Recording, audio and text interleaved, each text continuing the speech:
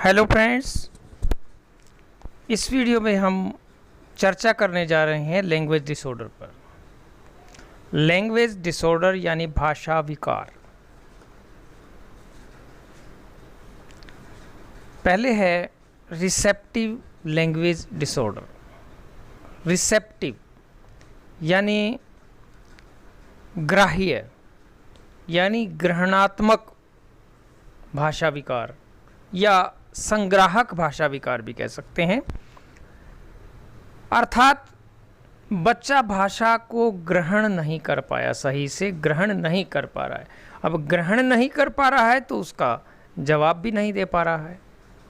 जैसे हमने बच्चे से पूछा कि आपका नाम क्या है, तो बच्चा कहता है आलू खाऊंगा।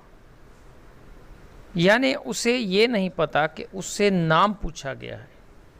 ये तो पता है कुछ पूछा गया, लेकिन ये नहीं पता नाम पूछा गया। तो हमने कहा आप कहाँ जा रहे हैं? बच्चा कह रहा है मैं खा रहा हूँ।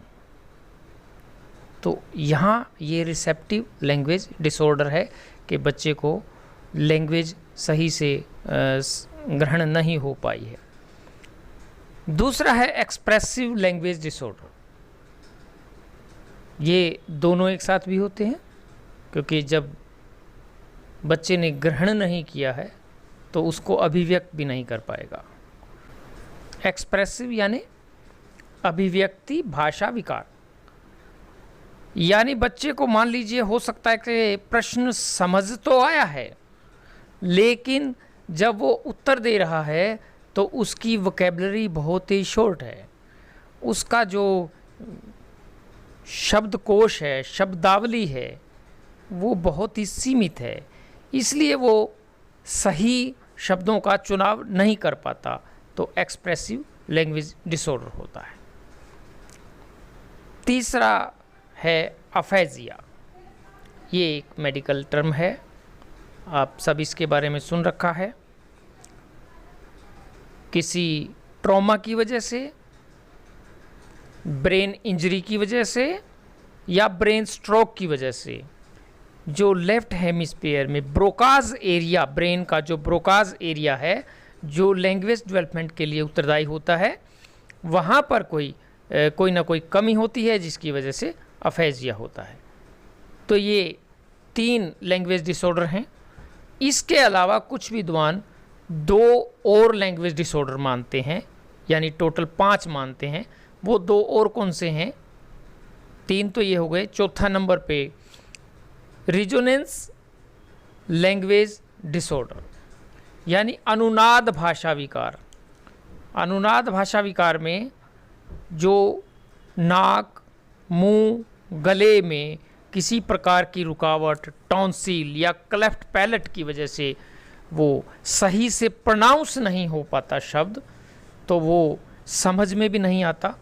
तो ये रिजोनेंस लैंग्वेज डिसऑर्डर है। हालांकि इसको हम जो क्लेफ्ट पैलेट वगैरह है, ये इसको हम स्पीच डिसऑर्डर में रखते हैं, लेकिन कुछ विद्वान भाषा में भी गिनते हैं। इनफ्लक्स लैंग्वेज डिसऑर्डर नेक्स्ट, यानी 5th इनफ्लक्स लैंग्वेज डिसऑर्डर यानी प्रवाह की कमी। प्रवाह की कमी 2 तरह से होती है, दोहराव के साथ या हकलाहट के साथ।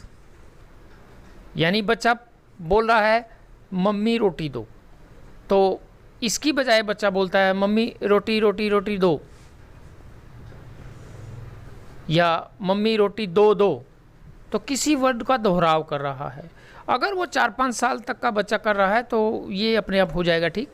अगर उसके बाद भी कर रहा है, ये एक इनफ्लक्स लैंग्वेज डिसऑर्डर है। और हकलाता है तो किसी बच्चे अक्षर पे बच्चा अटक जाता है, ये स्टैमरिंग हो जाती है। ऐसे बच्चों के लिए कुछ टिप्स हैं जिससे रिसेप्टिव लैंग्वेज और एक्सप्रेसिव लैंग्वेज दोनों में सुधार होता है। टीच 1 स्किल एट ए टाइम।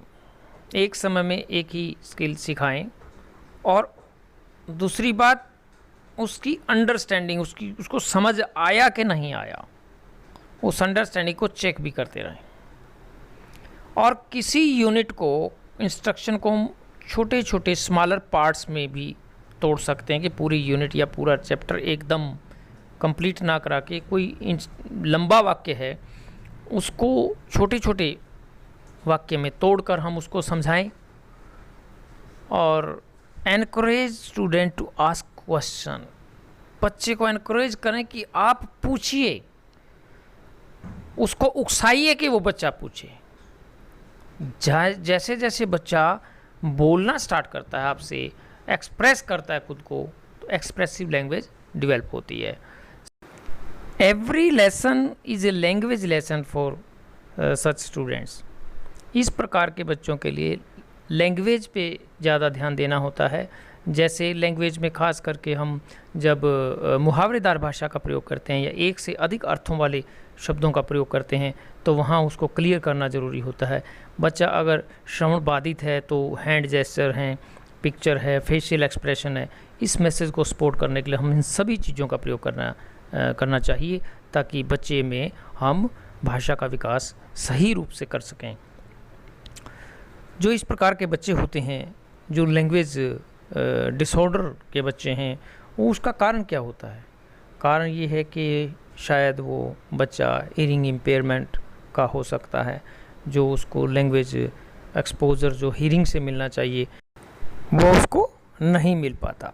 लो विज़न का बच्चा है तो वो आपके फेशियल एक्सप्रेशन को नोट नहीं कर पाता, तो बहुत सारी चीज़ें छूट जाती हैं। वर्बल मेमोरी जो है अफेक्ट करती है स्टूडेंट की एबिलिटी को रिमेंबर